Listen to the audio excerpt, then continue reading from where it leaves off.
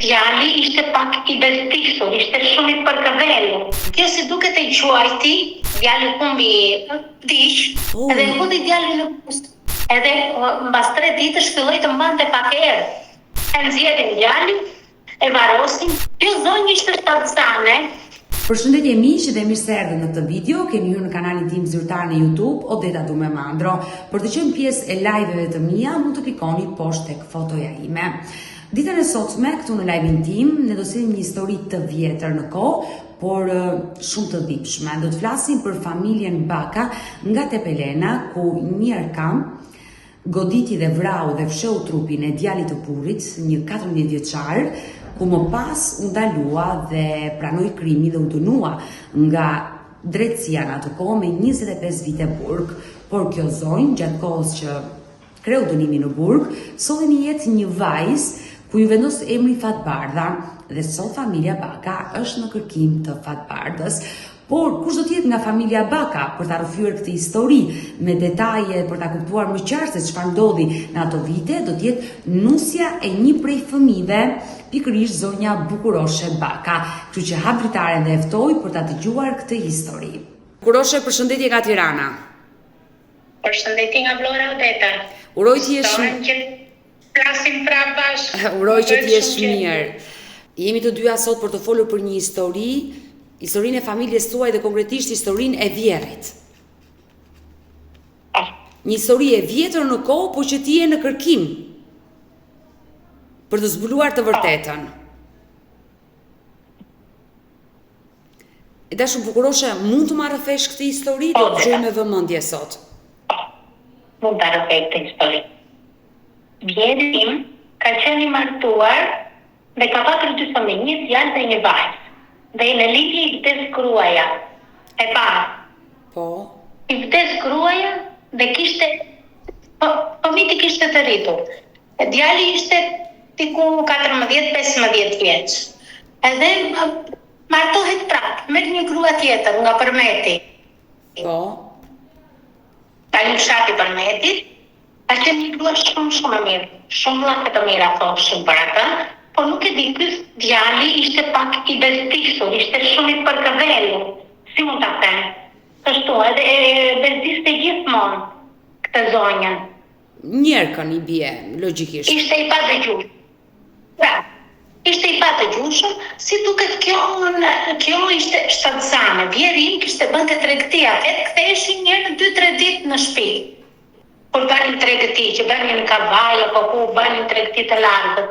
Edhe si duket, kjo e shtyti pa dashje, ose nuk e di se si ka ndodhur, asnjëri nuk e di këtë histori, se asnjë s'ka qenë aty, ka qenë vetëm motra që ka qenë e vogël. Sa vjeç ka qenë motra? Nuk ka parë gjë. Motra ka qenë 2-3 vjeç më e madhe nga vllai. Ajo motra ka vdekur, nuk jeton. Ajo i bie të ke qenë atë kohë diku të 18 vjeç, 17-18 vjeç motra. 15 vjeç ka qenë. Motra. 15 vjeç. Motra ishte më e madhe. Ai ishte 15 vjeç. Edhe e kërkonin djalin.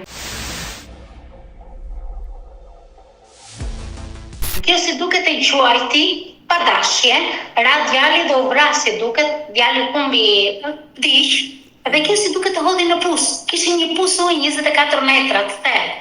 Edhe e hodhi djali në pus. Njerëka pasi e goditi e hodhi në pus. Po. Dhe të lutem, Bukuroshe, kjo ngjarje kujt viti i referohet dhe në çfarë vendi ka ndodhur? Nuk di të them me vit. Kështu çfarë viti, se edhe Vjerri ka vdekur dhe Vjera ka vdekur, të gjithë mosha e madhe që din këtë histori nuk jetojnë më. Por ka ndodhur Unë kam dëgjuar këtë histori nga një xhaxhesha e burrit tim. Xhaxhesha, ajo më ka treguar këtë. Ajo na i tregon gjithmonë këtë histori. Në çfarë vendi të Shqipërisë ka ndodhur ngjarja? Ka ndodhur në Bardhaj, në bustët e Pelenës, në Bardhaj. Në Bardhaj të Tepelenës. Po, në bustë. Vjeri juaj si quhesh? Refat Baka. Refat Baka. Ndërsa le të themi nusja e tij që kreu krimin, si quhet? Zonja quhej Fatime. Fatime. Po, dhe çfarë ndodhi më pas? Kjo zonjë ishte shtatzane, Edhe mbas kërkojnë djalin, kishin 2-3 ditë që e kërkonin dhe nuk po e gjeni, po ishte vap. Edhe mbas 3 ditësh filloi të mbante pak erë. Trupi. Nga që e kërkonin djalin s'po e gjeni, shikojnë që vinte era nga pusi, e nxjerrin djalin, e varosin, Vjerin nuk ka qenë aty kur ka ardhur, Vjerin djalin e ka gjetur të varosur. Po, por... Ka qenë për tregti. Por nga... As grua nuk e gjeti. Djalin e gjeti të varosur, gruan e mori policia. Sepse u dyshua që ishte ajo që kishte bërë krimin. Po, Zonja Fatime. përsa e mori policia patjetër, po, dhe kjo ishte shtatzane kur ka ikur. Por çfarë ndodhi? Policia e zbuloi ngjarjen, ishte Fatime ajo që kishte kryer krimin apo thjesht u dyshua që... Po, se ajo është dënuar 25 vjet. 25 vite me burg në atë kohë. Po. Dhe çfarë kishte treguar atëherë në polici? Për çfarë kishte goditur djalin? Mësi kishte kryer krimin makabër. Po nuk e di këtë pjesë. Nuk dua të them gënjeshtra, nuk e di se çfarë, nuk ka patur njëri kontakt me ta mbas dënim, pas asaj që e morën në burg. Vjerim s'ka shkuar kur të takoj. Asnjëherë. E morën me që ishte shtatzane, e dinin që ishte shtatzane, e din që ka lindur me Tana, që ka lindur një vajzë në burgun e Gjirokastrës. Po. Vajza është ka qenë 18 vjeçe, të taja i djalit që vdiq e ka gjetur këtë vajzën. Por çfarë viti ka lindur vajza? Vajza ka lindur 22 maj të 52-shit. 22 maj të 1952-shin, zonja Fatime, e cila ishte duke kryer dënimin për vrasjen e djalit të burrit, solli në jetë vajzën e saj me vjerrin tuaj Refatin. Po? Po. Dhe më pas si vazhdoi kjo histori, domethënë, pasi lindi vajza, besoj e ka marrë shteti në dorëzim. Po, vajzën e ka marrë shteti. Edhe kur ishim në Fier, që rinim në Fier, në ferm shlirimit e kërkonin gjithmonë, mbaronin punë, edhe i merrnin të gjitha fshatët e Fierit se kishte në Frakull, kishte me emër Baka, edhe pyesnin. Njëherë i thanë që sikur ishte në Levan Fier, vajtën tek një zonjë aty që quhej Fatbardha, i trokitën në derë, tha ajo më vjen keq, unë kam prindër. Po ashtu kemi bërë dhe me një zonjë nga Saranda, i thash që ti ngjan shumë me kunatën time të madhen. Duhet më thanë për fat të mirë unë kam prindër, apo ju uroj që ju ta gjeni kunatën. E dashur... Kemi bërë mundësi, jo më shumë se kemi qenë jashtë shtetit dhe se kemi patur mundësinë për më shumë. E dashur bukuroshe, por dua të të pyes ditën e sotme, a mësuat ju, kur them ju e kam fjalën nga fisi i bashortit, që Fatimia pasi kreu burgun ka dalë nga burgu? Atë nuk e dim. Kur në 93-shin kemi bajtur në Tiranë dhe kemi gjetur vëllezërit e asaj. Po, më trego. Njëri nga zona jonë rrinte në Tiranë. Edhe i kishte treguar punati që kishte komshia, kishte treguar të gjithë historinë, edhe duke llafosur i thot njëra nga ato zonjat e shtëpisë që ka qenë punata jonë. Kjo zonja. Po, pa treguar asnjë gjë tjetër. Sa na thot ai, thot punati tim që kështu kam gjetur vëllezërit asaj keni këtu. Çohemi ne dy vëllezër, dy punata, bëhemi akesin. Atë na thoshin, ata kishën frikë se mos ne donin të merrnim të për hakmarrje. Për çfarë doni? Pse doni ta gjeni? I tham, por ata po e kemi motor. Duam gjashtë qaku jonë, si do që tjetë. Babai ma se ishte i rënduar, se u djali 15 vjeç, Vjerim është martuar në moshën 63 vjeç dhe në moshën 64 ka bërë fëmijën e parë. Ka qenë në një moshë shumë të madhe. Edhe ka patë shumë të vështira, atëherë diti për një djalë çfarë bëhet. E qartë, por do të pyes dhe për Vjerin, por në momentin që ju vajtët dhe gjetët vëllezërit e zonjës Fatime, pra të nënës, që solli në jetë vajzën e përsëris në 22 maj të 1952-shin, çfarë emri vendosi? Fatbardha është vendosur emri. Si e zbuluat ju që motra e burrit tuaj u quajt Fatbardha në burg? Se kjo vajzë ekziston në trum familjar. Tek trungu familjar I vjerrit. Po. Në Tepelen, kjo është regjistruar në trungun familjar. Sepse nuk ishte bërë divorcin vjeri juaj në ato kohë me zonjën Fatime. Po mund ta ketë bërë dhe shteti, nuk besoj se vjeri im ka dhënë rëndësi kësaj pune shumë. Por e dashur bukuroshe, në momenti që I takuat vëllezërit e Fatimes, ata kishin kontakte me Fatbardhën, e dini ku ndodhesh vajza? Jo. Na thanë që është martuar, ju s'keni se për çfarë doni? Për çfarë doni ju? Doni të hakmerreni? E tanë pura ta si të hakmerra, ajo është motra jo, është se kënë e pafajshme, vetëm ajo s'ka faj. Në këtë histori. Ajo është krijesa që ka vuajtur më shumë për asnjë arsye. Dhe nuk doni që ta tregoni se ku ishte. Na thanë që mamaja saj kishte dalë nga burgu dhe ishte në Korçë, kaq më thanë. Më shumë asnjë gjë. Pra, zonja Fatime kishte dalë nga burgu, e kishte kryer dënimin dhe ndodhesh në Korçë, që ndoshta mund të ketë vazhduar jetën e saj, por ata kishin kontakte me vajzën. Pra ata e dinin çfarë kishte ndodhur me fatin e vajzës Fatbardhës. Na thanë që nuk din gjë. E din që është martuar vetëm kaq.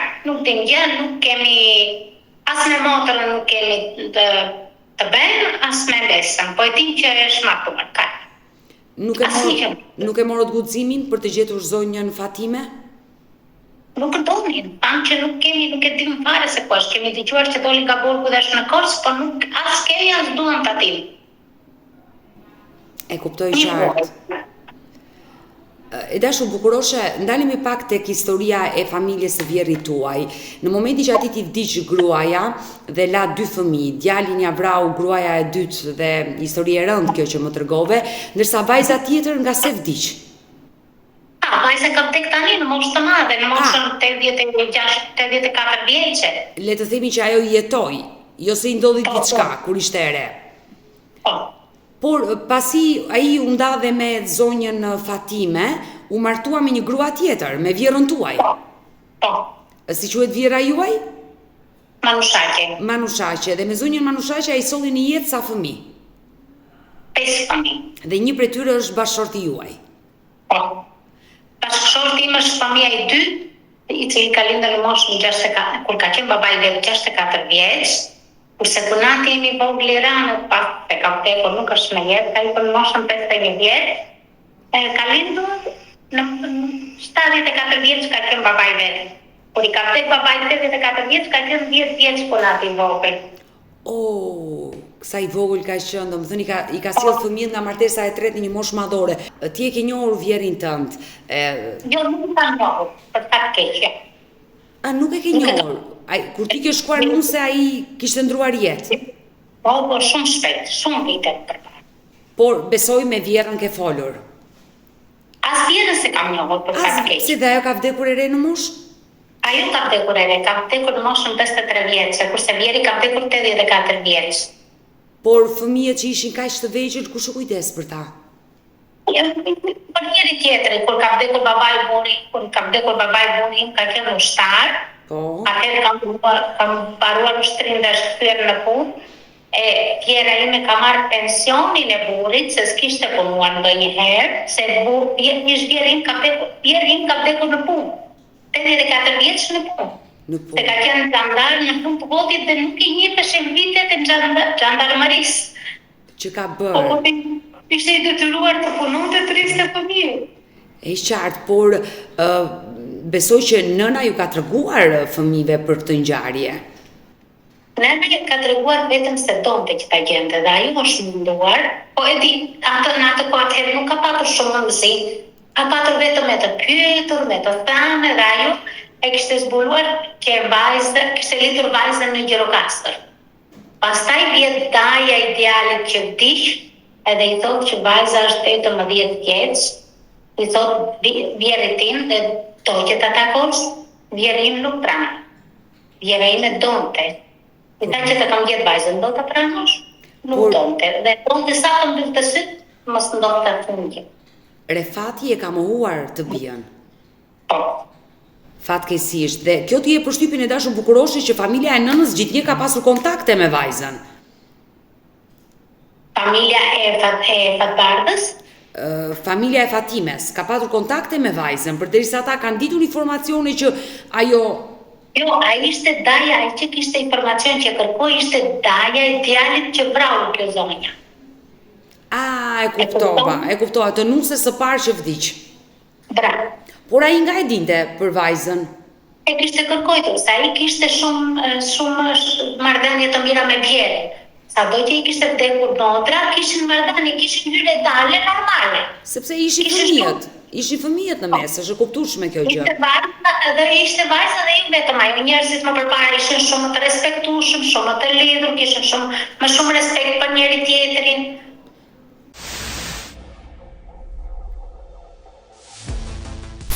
Por gjithnjë vjera juaj Manushaqe ka dashur që t'i gjej fëmijëve motrën. Ka dashur, ata më tregonte Xhaxhesha buletini, puna ka saj që ka vdekur me pas. Ajo më thoshte që donte që ta gjete dhe i thoshte gjithmonë, po njerë ndronte muhabet. Vjeri, nuk donte. Por pse Refati ishte kaq i prerë për të bijën? Po, nuk ishte i prerë me të bijën, po ishte ajo mënyra që mama e saj u bë sebeb që humbi djalin në një moshë të madhe. Atëherë po s'kishte një djalë, ishte i mbaruar. Ishte trashëgimtar, çfarë do lihen mbrapa? Trashëgimtari atëherë ishte, sot është ndryshe, sot kesh dhe një vajzë, edhe 10 vajzë i edhe më i lumtur, mirë po atëherë mentaliteti ishte kështu, duhet kishim një djalë që të lindte emrin mbrapa. Se djeri im ka qenë 6 vëllezër, dhe nga 6 vëllezër është i vetmi që ka lënë djalë mbrapa. E tjerët, vetëm njeri ka lënë 2 vajzë dhe të tjerët asnjë fare. Në fakt kjo tradita e të patur të kesh një djalë për të trashëguar mbi emrin vazhdon ende në familjet shqiptare. Vazhdon edhe nuk vazhdon, atëherë ka qenë shumë më Më e theksuar. Ka qenë fjala kryesore, kryefjala. Më e theksuar, por gjithsesi ti më tregove që zonja Fatime, njerëka e cila bëri këtë krim dhe mbi të gjitha e fsheu krimin, ajo është më rënd, tregove që ka qenë një grua dhe një zonjë e mirë, por nuk dihet çfarë ka ndodhur.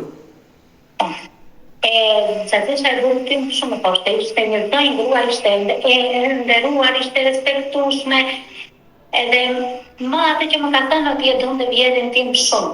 Jashtëmaste, ishte sikur kishte një shok, sikur kishte një grua në krah, sikur kishte një shok të mirë. Por aty në fshat besoj është folur në ato vite për këtë ngjarje të rëndë kur një zonjë vrau djalin e burrit njerëka. Çfarë u fol në fshat? Si u zbulua historia që çfarë kishte ndodhur mes atij të riu, atij 14 vjeçari që i bie të jetë kunati juaj, ish kunati juaj? Po. Nuk di asnjë gjë, se në momentin që është zbuluar kufoma, ka ardhur policia, si duket zonja ka pranuar, nuk di asnjë gjë. E ka marrë policia dhe që atëherë bjerim s'ka marrë asnjë gjyq, asnjë gjë fare. Ajo ka pranuar. Që ka marrë policia është shkëputur çdo lloj lidhje. E kuptoj, ajo ka pranuar krimin, është dënuar dhe janë shkëputur kontaktet mes vjerit tuaj dhe asaj. Nuk mund ta vim të them. Po i di që është gjetur si i goditur mbas koke, është gjetur në pus. I goditur pas koke. Të mërshme në fakt. Por logjikisht zonja Fatime, duke bërë llogaritjen, mund të jetë larguar nga kjo jetë. Se i bie të jetë shumë e madhe në moshë dhe është larguar nga kjo jetë. Por vajza që ka lindur në 52-shin dhe ajo sa vjeç i bie të jetë, Fatbardha? 73 vjeçë, kështu i bie. 73 vjeçë duhet jetë nëse jeton. Nëse jeton i bie të jetë 73 vjeçë sot. Ndërkohë që dëshira juaj është e madhe, si kunat. Jeta ja ka borx të jetoj shumë, të jetoj mirë. Ndoshta edhe ajo mund ta di historinë dhe mund të jetë ajo në kërkim të vëllezërve të saj që janë shumë më të vegjël në moshë se ajo. Pastaj do zoti se kunati im i vogël ka ikur me këtë ankesë. Më thoshte ti duhet të më ndihmosh se ti hyn nëpër internet, nëpër këto duhet të më ndihmosh ta gjej motrën. E donte jashtëma se ta gjente në llaftar. Kunati i vogël. Jo se këta të tjerët se donin, pa ajo shtyte gjithmonë. Por gjithsesi e diskutonim shumë herë këtë muhabet, se si mund të ishte, ku mund të ishte, sa vjeç mund të ishte, po sikur ta gjenim, imagjinonim, gjëra të bukura. E marr me mend, por si do të gjëra të bukura të bëhen realitet. Uroj që të zbulohet kjo histori e dashur bukuroshe, por Fatbardha logjikisht mund të jetë martuar, ka vazhduar jetën e saj dhe nuk mund të mbajë mbiemrin Baka. Mund të mbajë mbiemrin e bashortit me cilin ajo ka krijuar jetën dhe sot jo është bërë nën, por është bërë gjyshe. Logjikisht. Gjyshe apo mos është bërë dhe stërgjyshe. E dashur bukuroshe, vjeri juaj u martua me Manushaqen me vjerën tuaj, ajo që solli në jetë fëmijët dhe bashorti 3 djemë dhe 2 vajza. 3 djemë dhe 2 vajza, dhe një prej tyre është bashorti juaj. Më thej që vjeri u martua në një moshë të madhe, 62 vjeç, martesën e tretë. Por vjera sa vjeç ishte? Vjera ime ka qenë më e vogël. Vjera ime duhet të ketë qenë, se dhe vjera ime kishte qenë martuar, vjera ime ka qenë te 28 vjeç. 28 vjeç? Po. Ai 62, ajo 28? Po. Shumë diferencë. Ajo koha atëherë ashtu ishte, Odeta, mos të bëj shumë përshtypje. Se ka dhe histori akoma më të përshme. Edhe nëna ime për baban kam patër një diferencë të madhe. Sa? Kur kam lindur unë, nëna ime ka qenë 53 vjeçë, baba im ka qenë 78. Kurse kur kam lindur vllai vogël që jam kishin binjak djalë vajzë, baba im 81 dhe nëna ime 56. Wow! Baba jo 81 vjeç, u bë lindi fëmijët, kurse nëna 56. Dy fëmijë. Nënës time i vjen të Turp, dore tënde të hidhe nga ota lartë. Pse? Kurse baba im, po i vjen të Turp se ishte Turp, ishte moshe madhe, bëri fëmijë, kurse baba im krenoi. Krenoi. Që kishte bërë moshë. Por dua të pyes, sa fëmijë jeni nga familja juaj? Kemi qenë 12 fëmijë, tani jemi 8. 12 fëmijë. Vërtet gjithë, po. Kja larguar nga kjo jetë? Jo, kanë tekur në moshë të vogël. Vajzën e kam mbytur nëna ime pa dashje, kur jepte gjin natën, ato të voglën fare, po unë do kisha një motër të vogël sot dhe isha lumtur. Kurse të tjerët kanë qenë një fëmijë, ka rënë është djegur, njëri ka vdekur një vit mbasi lindi, kështu. Kanë ikur në moshë shumë të vogël. Pa i njohur, unë nuk i njoh. Pa i njohur dhe fatkeqësira. Por jeni 8, jeni plot. Plot, shqyqyr zoti, plot. Kemi jetë. Dhe më vjen mirë që ke familje të madhe dhe baba jot është larguar. Çfarë moshe ka ndruar jetë? Baba im 99, nëna ime 98 ka pe. Mirë, me prindër nuk ngopesh asnjëherë, po pas kanë jetuar. Sa deshën, e the bukur. Por e çoni baba im në spital që ishte në të fundit se diq nga kancer, thoshte, po unë çfarë duhet bëj me këtu? Ka të tjerë që duhet jetojnë, jo, unë e kam mbushur ditë të Perëndis, mos më shikoni mua, më lini ra. Tiki në punën time, ishin të ngopur, kishin jetuar mirë, ishin jetuar shumë mirë, ishin të lumtur dhe nga fëmijët, shqyr ishin të gjithë mirë, të gjithë. Logjikisht kanë bërë një jetë të lumtur, kanë patur një marrëdhënie të ngushtë dhe shumë të afërt me nënën tuaj, sa ata kanë sill plot fëmijë dhe ai 81 vjeç u bë prapë baba dhe ajo 56 vjeç. Por mirë, nëna juaj u martua me babain tuaj me mbresëri, besoj. Po ku kishte atëherë dashuri nga jo Odeta? Po pse nuk kishte dashuri atëherë? Jo, nëna ime kishte dashuri me fshatra atëherë, ishin të gjithë në mbresëri. Çfarë të ka treguar nëna për historinë me babain? Më ka treguar që babai im ishte rritur jetime, kishte rritur gjyshja. Ishte rritur jetime, ishte vrarë babai në luftë dhe jama ishte shtatzane dhe gjyshja ime i thotë që duhet të martohesh, je e vogël.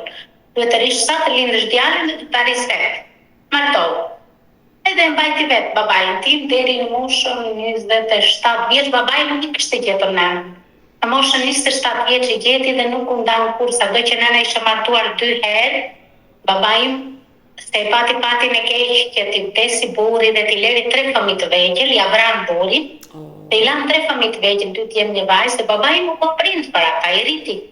Edhe i martoi, edhe i ndau me pjesë. Wow. Ishte përgjegjës për familjen e nënës që se kishte njohur kurrë. Dhe në moshën Që rrisë qenjat edhe thoshte këte kam për nënë, bëj smet, këte kam për nënë, do them për nëna, bëj smet. I ka munguar në fëmiri nëna dhe ka qenë i lumtur kur e ka gjetur në moshën 27 vjeçare. Por si u njoh me nënën tënde? Kush ja prezantoi? Nëna juaj ka qenë e vogël. Gjyshja ime ishte martuar në fshat ku ishte nëna ime dhe gjyshja ime ja bëri. Nëna e vetë. Çfarë të ka treguar nëna? Ka qenë një martesë, le të themi fillimisht Më thoshte babai që babai më bënte shumë tregëti dhe më thoshte që ajo ishte e vogël, 12 vjeç dhe unë isha do marri qazos, dhe ajo çoi në orën 4 të mëngjesit ku ngrihesh, ajo më thoshte kishte burë 2 metra kup gur do bëjmë shtëpi. Unë mendje më thoshte për Laraska. Një herë, 2 herë, 3 herë shikoj ato që kur ngrihesh në mëngjes se kishim familje, po kishte punë, shtëpia kishte atëherë ishte privat. Edhe atëherë mblodha mendje tash, kur kjo 12 vjeçë do të më ndërtoj shtëpi pa unë.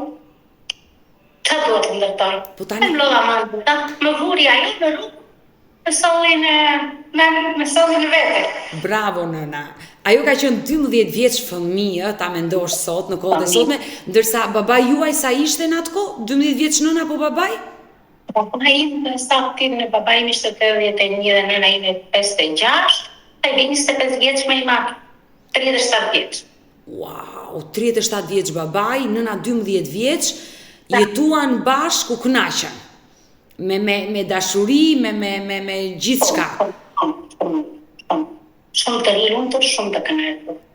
Kur e ke pyetur ndonjëherë nënën kur ka qenë gjallë, kur ta ka treguar këtë histori? Po, gjithmonë më tregonte. Edhe kur nuk më dëgjonte thoshte i më rroba fare dhe i thosha do ngrihem ti kisre unë ty ti edhe më. Nga ka qenë nëna me orgjin? Nga një fshat të Pelenës, nga Xhaxhe. Ne jemi nga Levani të Pelenës, kurse nëna ime në Xhaxhe, një orë. Një orë, po nëna nga Tepelena, kurse babai nga Fjeri, nga zona e Fjerit. Jo, Levani të Pelenës. Levani, mendova Levani të Fjerit. Por nëna juaj me sa kuptoja pas ka futur të dyja këmbët në një këpucë si babait. Dhe bravo. Por babai thoshte gjithmonë që kjo është gjithë jeta ime dhe juaja. Para saj asnjëri. Sust. E ka respektuar, e ka dashur dhe e ka respektuar. Por babai për nënën mirënjohje dhe dashuri pafund. Besoj që ka folur dhe ai, siç të fliste nëna. Jo, babai im ishte më kështu, na donte jashtë masës, se ishte rritur jetim, si ishin gjithmonë se nëna ime thoshte herë më jaxhi, e shkonte blinte shumë gjëra. Kur vente, për shembull blinte marmelat tipu me copa, blinte me arë, ose vaj në merrte me mushkla. Thoshte ti vetëm për të prishur. Fëmijët duhet të jenë mirë, nuk duhet bëjnë në spitalet ose maman hani, çika man hani, duhet hanë të jenë mirë, të shëndetshëm, të kemë mendjen në qetë. E dashur bukuroshe, sinqerisht më surprizove edhe me historinë e familjes tënde, por që kur babai vdiq më the që vllai i vogël ishte sa 9 vjeç, sa i bie? Vllai? I vogël fare, kur babai vdiq. Kur babai vdiq, vllai ka qenë 17 vjeç. 17 vjeç. Ndërkohë, le të themi që ti u rrite me dashurinë e tyre, por dhe ti ke qenë e vogël kur ke humbur babain. Unë kam pasur edhe një histori akoma më të timshme. Në 91 më vërtes, në 90 më vërtes babai, në gjithë prind, dhe nene, në 17 nëntor më vërtes bashkëshort. Po pse bashkëshorti juaj është larguar nga kjo jetë? Jo, i pari. Bashkëshorti i parë. Keni fëmijë nga martesa e parë? Kam një djalë. Me jeta kesh. Më vjen keq që jeta ime ishte shumë e bukur. Pastaj filloi të bëlte për mua, po megjithatë Zoti nganjëherë me një dorë të shtyn dhe me një dorë të mban. Kto janë fatkeqësitë e jetës. Edhe vazhdova jetën. Me djalin, por e vazhdove jetën dhe u rimartove. Po. Shkove nuse në familjen Baka. Po. Dhe sa fëmijë ke sjell? Unë kam një djalë në bolin e parë, kam dhe një vajzë me burin që kam tani. Plot paske. Je nën e lumtur, ke një djalë dhe një vajzë dhe të uroj që të bëj krenar dhe të ndihesh një nën e lumtur.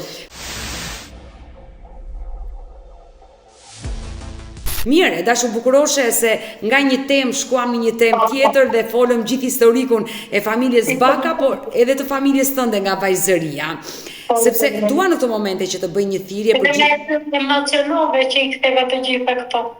E ka njerë kemi dhe nevojë të kujtojmë. Është e shkuara juaj, e keni përjetuar dhe është e kuptueshme edhe emocionet që përjeton kur mendon të shkuarën, kujton historinë e nënës, të babait, por edhe në familjen Baka. Mirë, më lejo që këtu në live modetën dhe përsëris ato pak të dhëna që ne kemi, ti je në kërkim të kunatës tënde, e cila u quajt Fatbardha Baka, erdhi në jetë në datën 22 maj të vitit 1952, ajo lindi në Burg dhe konkretisht në çfarë burgu? Në burgun e Gjirokastrës. Në burgun e Gjirokastrës, aty ku nëna e saj, zonja Fatime, kryente dënimin për krimin makabër pasi vrau djalin e bashortit të ndjerit Refat Baka.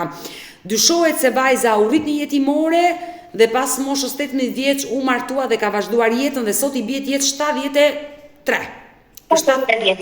73 vjeç. Nëse ajo do të dëgjonte, dashur bukuroshe, çfarë mesazhi do t'i përcjellje?